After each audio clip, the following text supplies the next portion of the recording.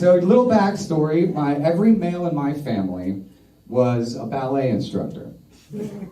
Except for me, because my mom wanted a masculine child. So she put me in figure skating.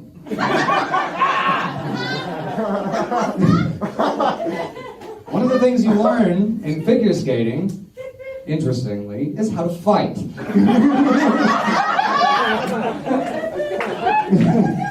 Yeah, especially back in the 90s, people weren't woke. If you talking about the swag, I don't fuck with you. If you only tryna brag, I don't fuck with you. If you think you know my past, I don't fuck with you. I don't fuck with you. Welcome back, folks, to Andre Rotz's Brain. We are grateful to be speaking. I'm your host, Andre Hashem. Had a little vaccine scare last week. We're going to get to that. We also got Catholic movie reviews and a little pop quiz on how to fight negativity that made me angrier than I was when I first started. Before we get into the show, just wanted to plug Brain Drain, my new comedy debate show at Lincoln Lodge. The first one is this Thursday, May 6th at 10 p.m. Tickets are on Eventbrite. You can get them the day up until about a minute before the show. So walk-ins are welcome. It's free to the comedy community unless I got a grudge against you, but you won't find out until you show up. So, little roll of the dice for you. But yeah, that's literally about the most self-promotion that I can tolerate outside, of course, of, making an entire podcast named after yourself and then publishing it. So keeping up with the theme of weekly trauma, I got the first round of the vaccine last week, Pfizer, down at the United Center, and immediately lost my ability to speak. It was crazy. So to tell you the whole story, I got to the United Center. Everyone was really nice, which was the first sign that something was going wrong. Like, there are too many military people being kind and pleasant, and that's just not my regular experience. So it was like, this is sort of like a horror movie. At what point do you guys just put me on a table and start making me into sushi? It's very weird. Maybe active combat really does change a person, maybe the active combat guys or the people that served are a little bit more unpleasant for a reason. All these National Guard folks that haven't set foot outside of Chicago, they're about as nice as an altar boy trying to get in good with the priest, like just, bringing me all sorts of wafers, every which way. So got the shot. They walked me into the observation room. I immediately started feeling dizzy, but you hear just that there's side effects. So I didn't think of anything about it. Sat me down, started asking me questions, and I went to respond to them, and nothing came out of my mouth. And it was like my tongue had gone, like you had shut down the nerve in my tongue, because my brain was still doing complete thoughts, or at least for me, as complete of a thought as I'm ever going to have. I was trying to say, like, I feel a little nauseous and a little dizzy, but the only thing that came out was and for a second, I even thought that I was fucking with myself. I was like, are you playing into this just because like a sort of weird psychosomatic thing? And also, I'm a comic, so like, I don't know if it's literally my impulse just to start pranking these people, which would have been a great prank, just up until the point where they later, we'll get to there, but when they put an IV and they jammed it into my nerve. So it would have been a high price to pay for comedy. So yeah, immediately my tongue was stuck, and so I started panicking because I was like, oh, well, I'm having a stroke. I'm going to die. By the way, just had my first good set about a week ago. So immediately my first thought was, motherfucker, just when I start getting good, I have to turn into a sign language comic. This is exactly my luck. So they keep asking me follow-ups, and I realized that if I just focused really, really hard, I could kind of force out words. And it was scary, but I also disassociate during traumatic events. So I started kind of giggling because I realized I sounded a lot like Peter Dante in Little Nicky. It's the guy that sounds like this. Oh my God, Chicago kicks ass. in most of the Adam Sandler movies. And so I kind of started cracking up, and I imagined this threw everyone way far off, that like I'm halfway in this really intense situation and also giggling like an idiot. The EMT, and I think initially didn't believe me, because he just, his tone of voice was sort of skeptical when he was asking me like, well, can you stand? Just try to say your name, and it was sort of condescending. And then I started trying to say my name, and I just kind of saw his eyes go a little dinner plate, and then they stood me up, and I wobbled, and they immediately were like, okay, gurney, to the ambulance. I don't know if it's because I'm too aware of the life around me and rather than just focusing on myself, but they're wheeling me into the ambulance, and I see behind a bunch of trailers, there's a really attractive National Guard girl with elastic bands kind of hiding and doing CrossFit workouts, like the hip extensions. And I'm just, I was like, that's good for her. She's planning for the future. She's going to have a career. The National Guard doesn't lie. You're going to join the National Guard and you're going to leave with a career. Her career is going to be Instagram model with a bunch of right-wing fans. So good for her. No shade. It was just hilarious that it was probably on her lunch break, or I kind of like thinking that it was like, I got to take a shit. And then you're really just going to go, I'm going to go do some pull-ups. Well, I guess the thing is you can just work out. Working out is part of being in the military. So I guess you can kind of get away with it. Can they blame you then for having a camera on during the thing? I mean, really, you are promoting the National Guard. It's one of the things we're going to talk about in Brain Drain, actually, is, just all those commercials targeted toward Latinos and to women that are just so disingenuous. And when I see them, I'm like, just say you want us dead. I understand that we're worthless to you, but it's really obvious when you put it in to your cannon fodder commercials. So they load me into the ambulance, and then they start kind of doing the whole thing, hooking me up to the electrodes and putting in an IV. And I've lost a lot of weight recently. And so my veins do pop, and I thought it was going to be easy, but the EMT, all of a sudden he looks at me and he goes, hey, does that hurt? And I go, well, yeah, a lot. And he was like, oh, okay, because I'm hitting the nerve. And I was like, okay, well, stop, could you, maybe? And he was like, yeah, no, this is... I just didn't think, it felt like I was hitting the nerve, but you didn't respond. So I was weirded out, and I was like, oh, I just thought you were bad at your job. And that's what IVs with you felt like, not that you were just, damaging my ability to play piano long term.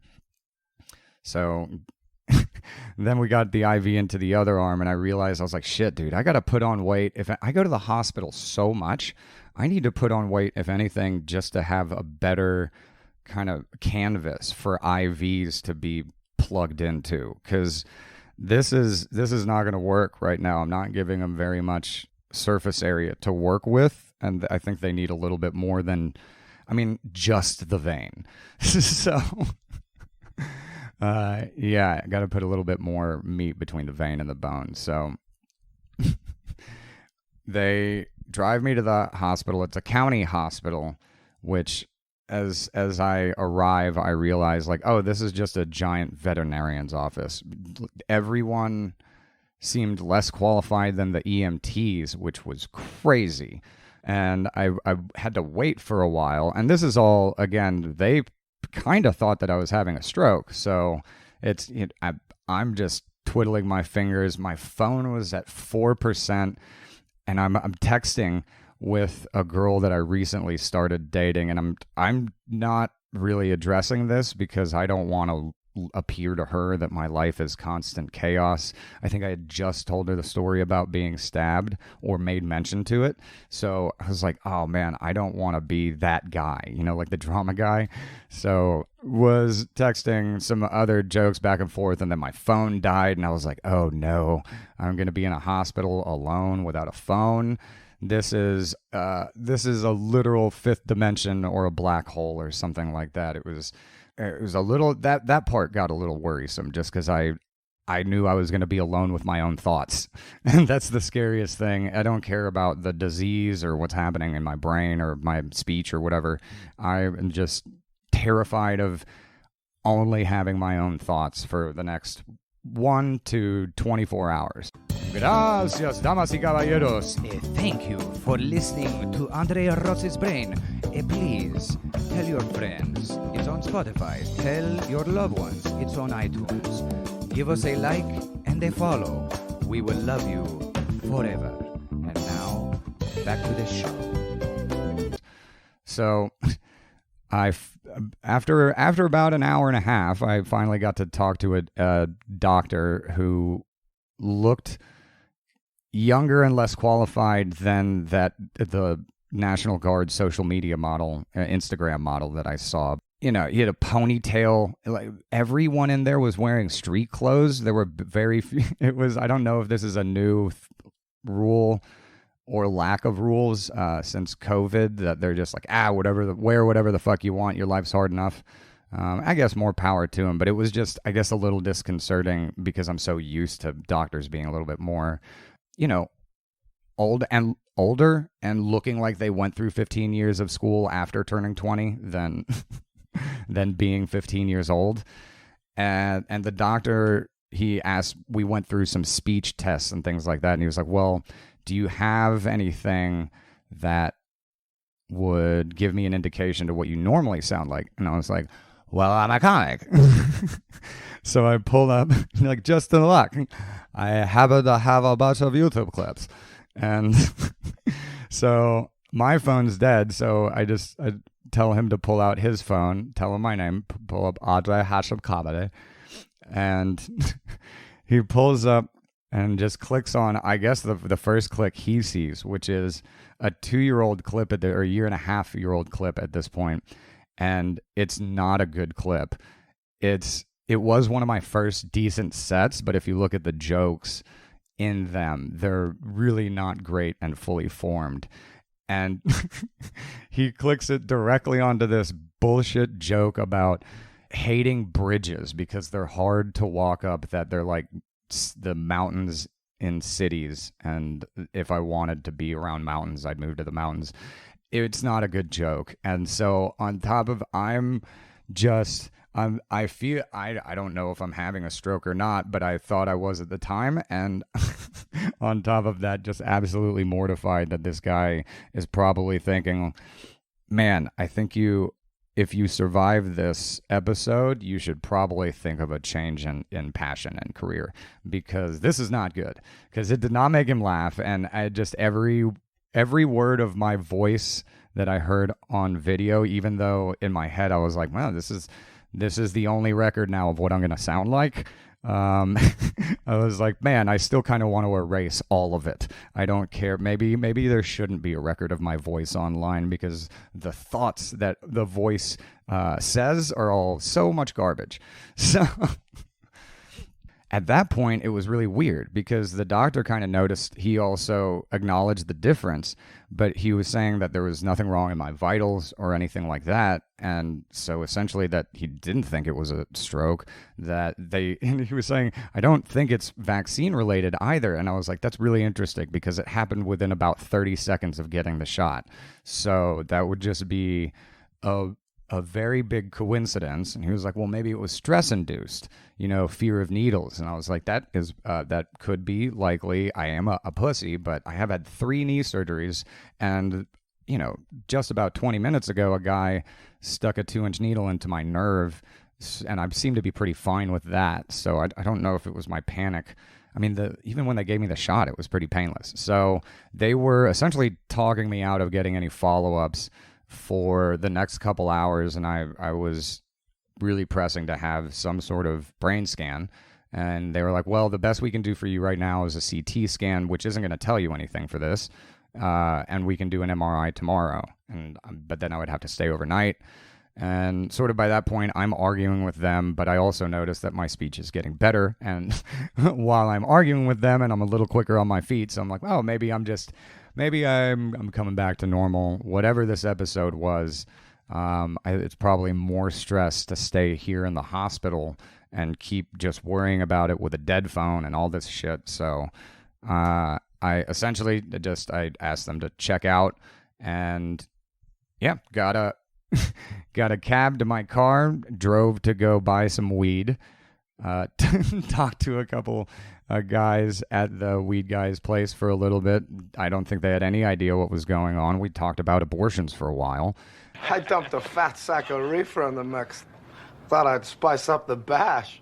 Yeah, I debated whether or not to post anything about that, because everyone that's vocal in the Chicago comedy scene seems to be very, very much on the side of telling people what to do with their bodies and not realizing the hypocrisy that they're also people that a lot of them, their stage act is ranting about people that are telling them what to do with their bodies.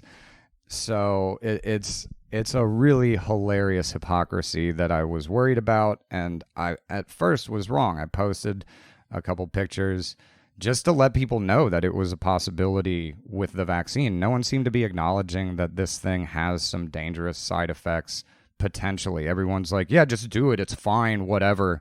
And it's like, I don't know if you're really acknowledging the sacrifice or the risk. And it also just, yeah, you're not being consistent. And you're also, I think, it's like, look, I'm suicidal, but look, just because you're willing to throw away your life because what society tells you doesn't mean I'm going to. If I go out, it's going to be on my own fucking terms, not because I got bullied into it. And I still feel like I got bullied into it. I feel like a fraud.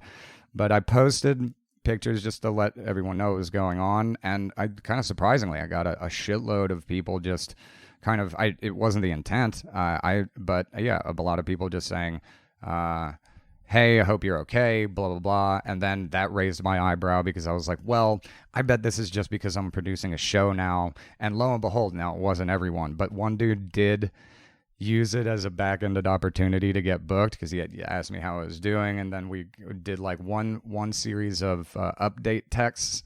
And he brought up actually that that he had seen somewhere that I was producing a show. So I was like, yeah, come on.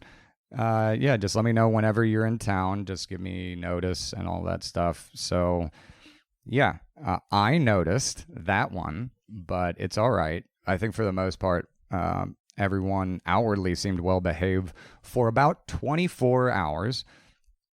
And then I made the mistake of going to hang out at the Lincoln Lodge where the whole scene of comics came out. And that means everyone pro and con.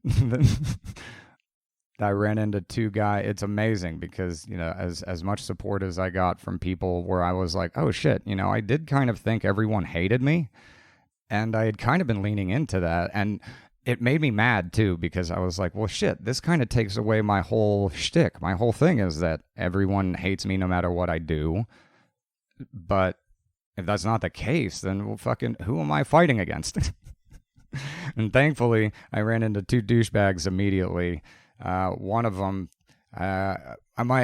we'll see how ranty I get. But this motherfucker, his whole set is pretty much about voluntarily being a virgin. And I've never had respect for him just as a person. And even if you are funny and elicit laughs, depending on your material, I'm still not going to respect you as a comic. I never did. And I don't understand how you can expect people to feel sympathy for choices that you make, because those are choices. Now, you can expect sympathy for things that are out of your control, and that's more of the root of comedy. Everything else is just manufactured whiteness. So this motherfucker, he asked me just, hey, how are you doing? And I kind of blow it off. I don't know him as a friend. So I'm like, yeah, it was pretty bad. It was rough, scary, but, speech came back kind of by the end of the next day, totally just a little bit of migraine. He was like, well, you seem fine. And I almost murdered him. It took everything in my power to remember that I produce a show in that venue and that I can't cause a ruckus. It's just like the lack of understanding. Like, you're a fucking virgin. How do you even know what it is to be afraid for your life or your speech or your health or anything like that? Like, you fucking twig, which is ironic because I'm skinny, but I just,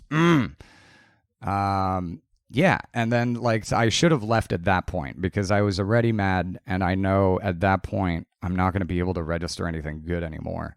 But at the same time, it was like you get deceived by life because you'll see someone whose company you enjoy, and you're like, oh, perfect. This is exactly what I've been waiting for. Just someone who I actually wanted to see. Talk to them for a little while, and then another douchebag that sounds like he swallowed a fucking crying baby is kind of heard some of the other exchanges, and he's like, hey man, see you later, but hey, get the next shot. And I just cussed at him all the way out because essentially he's asking me to risk getting whatever it is I got this last time and worse. Who knows what I'm jeopardizing? I'm getting follow-ups Wednesday, the day that this is released. I'm getting an MRI, or at least a prescription for an MRI from my regular doctor to go check up on all this stuff because it was definitely not nothing. It was several hours of having complete thoughts and not being able to express them. And it was terrifying. And for people to not acknowledge that. And it's just bullshit too. Cause like we're comics, like, to not acknowledge at least like the humanity in that, and to just want everyone else to make sacrifices and tremendous sacrifices at their expense so that you can feel comfortable. Fuck you. Fuck you for fucking real. And I'm trying to decide reasonable ways to go about dealing with this, whether or not I'm going to talk to them in person, because I am terrified of my response if I talk to them in person, because I cannot control my temper when I feel like someone is disregarding my humanity. And I think by telling me that I should risk my life again for this, I think that's essentially telling me like, hey, dude, fuck your life. Go fuck yourself. I don't value you. So if you don't value me, I don't value you. And then that's a really slippery slope when it comes to confrontation. So I'm going to try to avoid that, at least for now. But it's, I just don't want to be that guy. I don't want to be the guy that lashes out, especially when there was so much positive.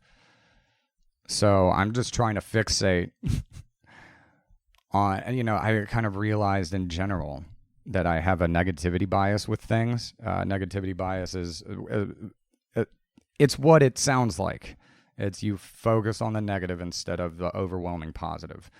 And I guess the positive was just that, like, there were a bunch of people that I guess didn't want to see me die, which for the most part, I normally think that people can kind of do without my presence. I think hopefully we all do a little bit because there's 8 billion of us. So we're technically all expendable.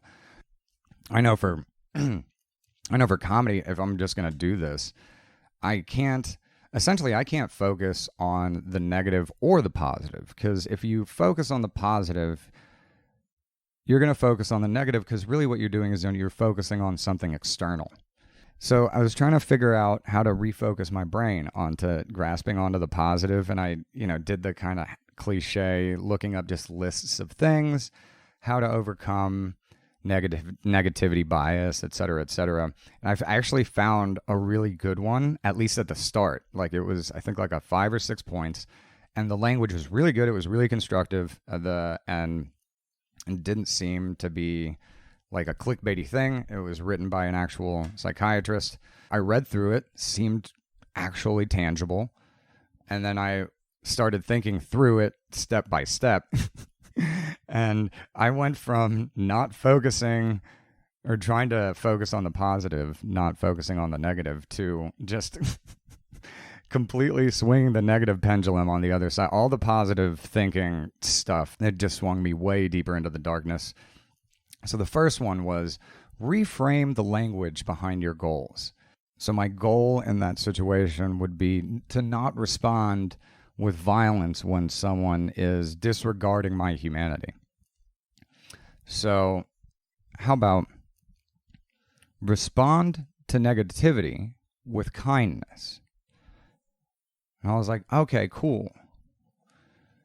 That's like very Jesus-y, you know? And I was like, well, this guy's whole act is about both of them. Their whole acts are about being miserable, being virgins. It's like the kindest thing would really be to put them out of their misery.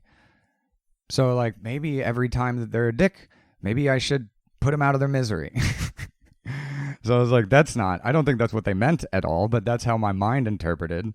It was number 2, is beware of the negativity bias, that should be number 1, by the way. You have to acknowledge the fact that this exists before you even go into step 2. So I'm going to scratch number 2 because it's out of place. Why did I think that this was a good list? Oh, because everything else is shit. So this is the closest we get to good. Number 3 was keep a gratitude journal, which I thought was great, but that's also really kind of, I find that to be like a weird hoarder thing, and that where you're living in the past. When I have gratitude, I try to express it immediately. A, just so that it's authentic, and B, because I have a million concussions and I'm going to forget to be grateful if I wait any longer than a day. So yeah, you can keep a gratitude journal. No, but also just for the things that you're thankful for. One of the things I realized doing yoga is it kind of explained Arab or Muslim prayer to me, when they take, I forget if it's 3 or 5 times a day. It'd be helpful if you taught me a thing or two, pops.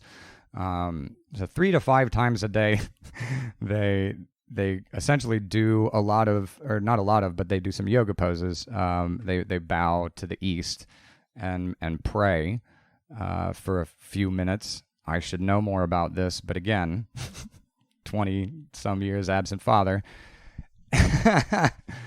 And yeah, I realized like, oh, that's just sort of like a form.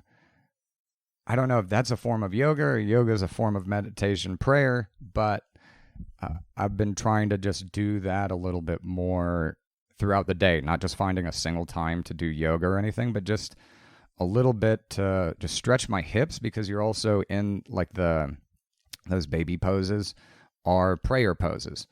And just in that, you can just take some time to be grateful, you know, just for everything, and try to be a little bit more in tune with yourself so that you know how to be more positive going forward. What is hilarious is so far I do all this and I'm still a lunatic wanting to destroy my comedy career because 2 out of 150 people were slightly pieces of shit for one night. And I kind of should have known that they were. So it shouldn't even be that. Number 4, distract yourself. Did I do number 3? Yeah, number 3 was gratitude journal. Number 4, distract yourself, which is great advice. Unless you probably talk to a therapist, they would say that that's disassociative. But I find that, but for me, that's probably good, because if being in the moment would only connect me to those feelings, and you don't want to sit with your thoughts when your thoughts are the 7th circle of hell. And you're just like, ooh, I wonder what would happen if I just slid down a cement hill with this guy's face. So yeah, distracting yourself, that's good. Let's see, what do I do to distract myself? So that's a lie. I'll distract myself, but with something sort of constructive, and not constructive in the classic sense. I will just try to make a thing. So in this case, I've been writing a diss track. I don't know when I'm going to release it or if I ever can. It's terrible. I'm not a rapper. I once told one of my friends that I wrote raps, and he was like, dude, you wrote a poem. And he's never been more right about anything, ever. Uh, so, yeah, distract yourself is good because just whatever it is between focusing on intense feelings as soon as you're feeling them, put it off for a little bit. It's good, I think, sometimes to disassociate. Some people think it's bad, but I feel like that's only because they're not coming up with really intense situations. It's okay to disassociate in really intense situations. For normal situations, like your girlfriend is mad or your boyfriend is doing something repetitive that is annoying or something like that's, yeah, don't disassociate with that. But, if you were terrified that you were never going to speak again and you thought you were having a stroke or something and you kind of just feared for your life for the third or fourth time just in the last couple of years. I mean, that's the other thing is I've had so many fucking near-death experiences, and these motherfuckers, like, I not to get comparative here, but like just how many near-death experiences have you had, and then come tell me to have more of them. Hey everybody, listen to It's Just Bits. You can check us out on all the streaming services. We're on Spotify, we're on Apple Podcasts. We do jokes, but that's not a site. If you want to check out all our merch, all our Patreons, all that stuff, linktree.com has our stuff, but it's the worst fucking link ever. linktr.ee/it's just bits. That's how it's done, and it's dumb that Linktree didn't get the link. Linktree.com/it's just bits. Or link.tree. Or You link.tree. But the Pornhub one's not us, by the way. It's Just Dicks is not us. No, It's the It's Just Bits account on Pornhub. Is there one? No, there will be when I get home tonight. Yeah, really. I hit by cars. So that's 3 or 4 times, stabbed, getting assaulted twice in Chile by large groups of people that when you're getting kicked by 5-6 guys, you're pretty sure that you're not going to make it out of that one. How many times have you just been like, oh, I guess this is just the end here? This whole list is just is making me angry and angrier. And then 5, taking the good. And that was the most important part for me, because I was like, everyone and their mother reached out with positive support. And I was like, so focus on that. And then I started focusing on that. And then it went into my brain and came out like, well, I never got support for other times that I was going through other traumas. Oh, well, this time's out very coincidentally with the fact that I produce a show at the only club that's really running shows right now. Well,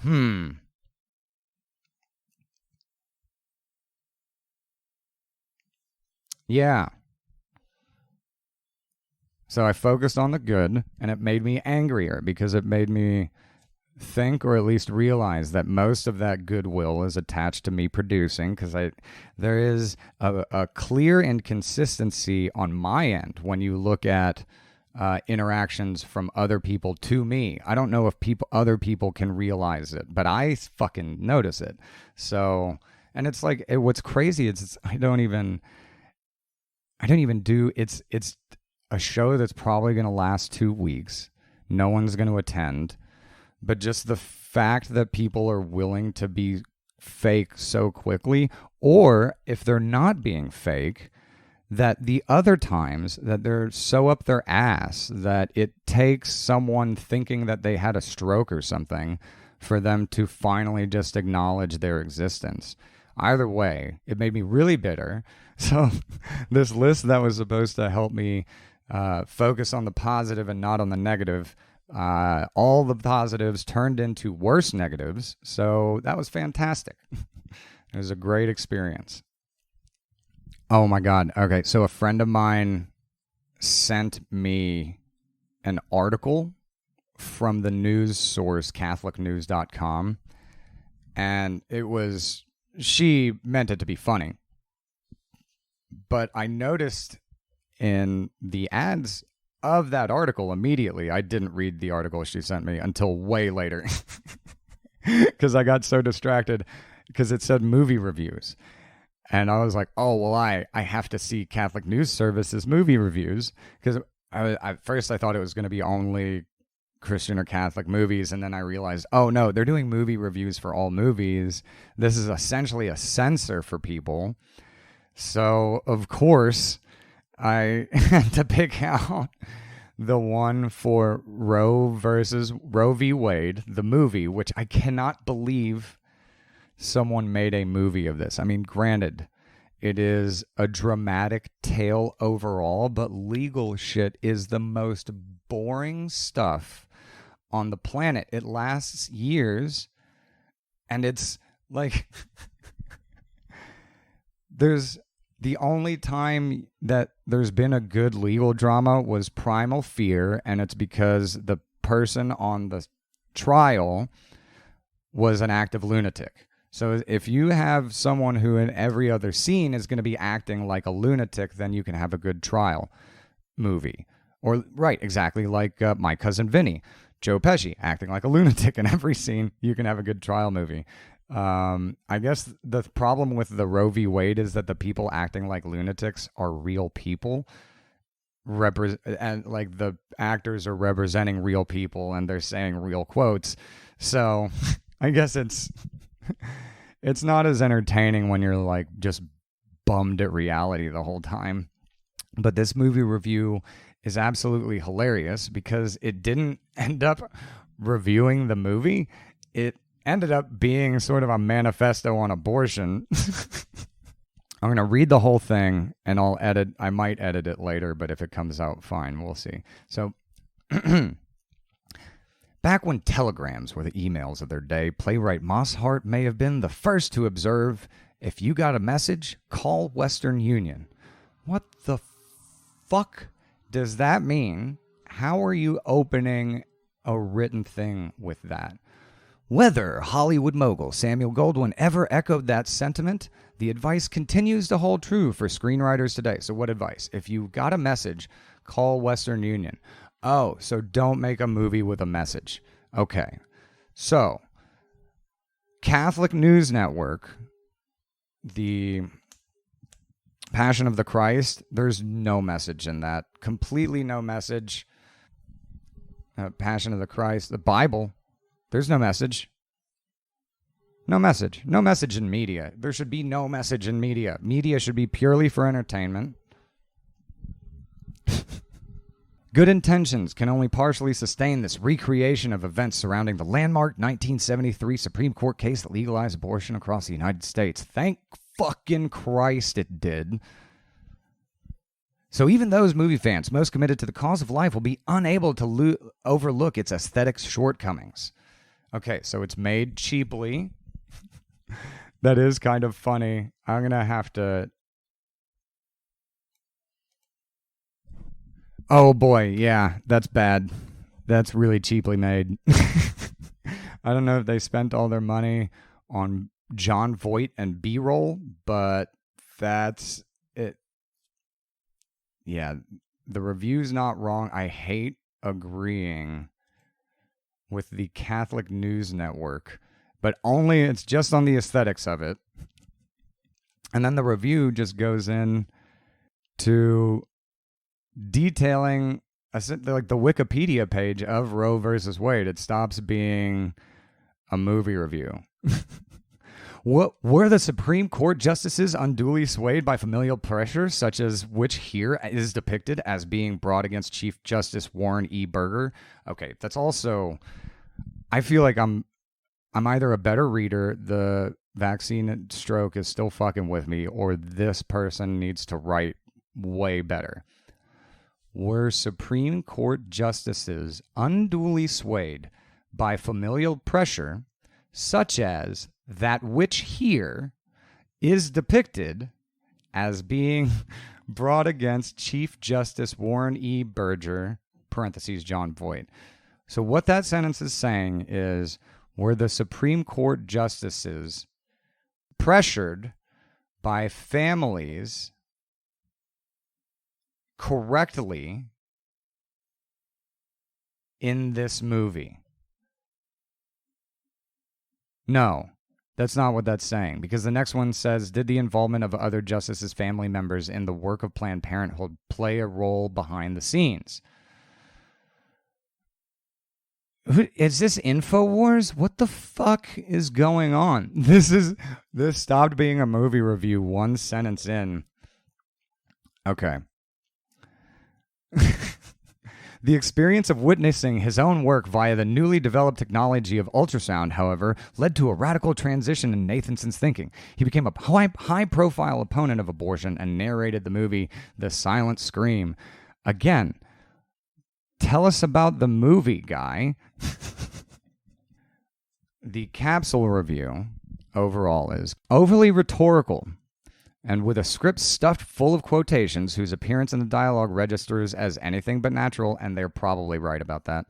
Co-directors Kathy Allen and Nick Loeb's film reveals a few interesting historical sidelights, but they failed to bring together the varied ingredients of their story, which is told from the specific... God damn it. I can't even... The Catholic News Service classification is A3 for adults. The motion... Oh, boy. I feel like I've always been attached to the golden rule since I was a kid, and it's gotten me into a lot of trouble because I try to do good by others, and I get really mad when others kind of go out of their way to not do good. But I read an interesting readaptation of the quote, do unto others. It's, instead of do unto others as you would want them do unto you, it is, do not do unto others what you would not have done to you. Because who knows if you think you're a piece of shit and you deserve to be treated like shit. Well, if you think you're a piece of shit and that you deserve to be treated like shit, if you do unto others as you would have done unto you, well, you're going to treat other people like shit. So, instead of that, you don't want to be outwardly treated poorly, though, by others. So if you don't like being treated poorly by others, don't treat other people poorly. That was the reverse. And what I thought was really funny is that every major religion has a virgin. Yeah, they do. They probably all have some sort of weird Mary story. Also, every major religion is the end of someone's virginity. So, zing. So every major religion has a version of this. I keep saying virgin. Oh, maybe I'm still slurring. I mean, that's the fucking... We'll see. I guess we'll find out. They all have do unto others or some version of it. Christian and Muslim have do unto, but Hindu, Buddhist, Jewish, and Confucianism have the do not do version. And that's really interesting to me because you do actually see the most violence out of Christians and Muslims. Christianity and Islam, they're both very martyr-heavy cultures. So it would make sense that they would be willing to essentially make martyrs of the people that they disagree with.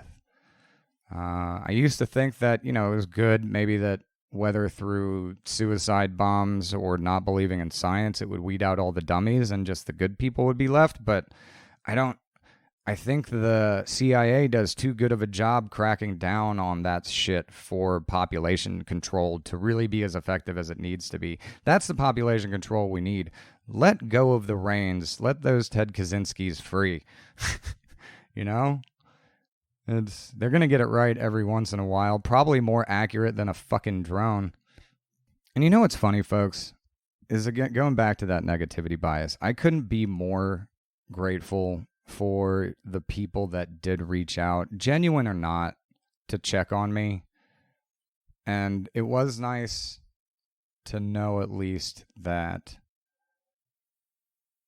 people didn't overtly want anything bad to happen to me. Although I don't want that kind of stuff from just traumatic life events. I do wish that we would tell each other those things more often without needing someone to go to the hospital for it.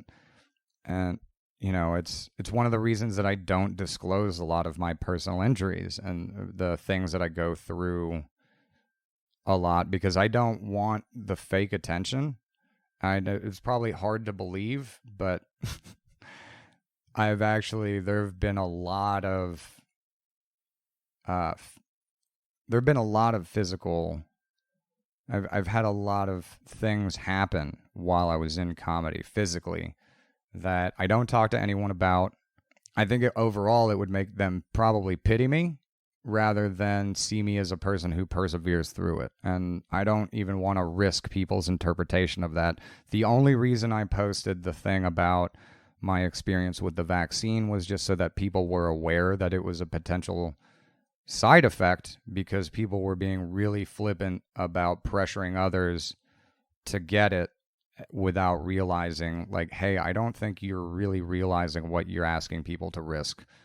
And I don't think also that those people are willing to risk the same thing. And if they are, I think a lot of times they're willing to risk it because they don't have anything else better, or they have nothing to lose. So despite all of that, I do love everyone. Even the people I hate. And one of my favorite things to do is to hug someone genuinely that I realized later really hated the fact that we had a positive interaction. And there have been a couple. And I don't realize it until I'm kind of midway through being like, oh, come here, give me a hug. I haven't seen you in forever. And then I can tell in their brain, they're like, yeah, that's for a reason, you asshole. But afterward, I'm like, aw, you piece of shit. I hold grudges for 20 years and I'm still willing to forgive you, and you're holding this against me? Okay. Well, I'll see you in hell, buddy. I wish. It would be nice if there's a hell, because I would really hate for when I die for that to be the last time that I got angry. Just a couple of big fans of Mickey and the work his dad does. All right, folks. Well, again, the Brain Drain is this Thursday, May 6th. Tickets are on Eventbrite. It's weekly, so if you can't make it this week, please make it out another week. Watch me fall on my face, because I'm so very dumb, and my brain doesn't retain any information I try to learn. Thank you very much for listening to Andre Rotz's Brain. Follow, give us a like, a review, share, tell your friends, your foes, my foes. I love you all. See you next week. Toodles.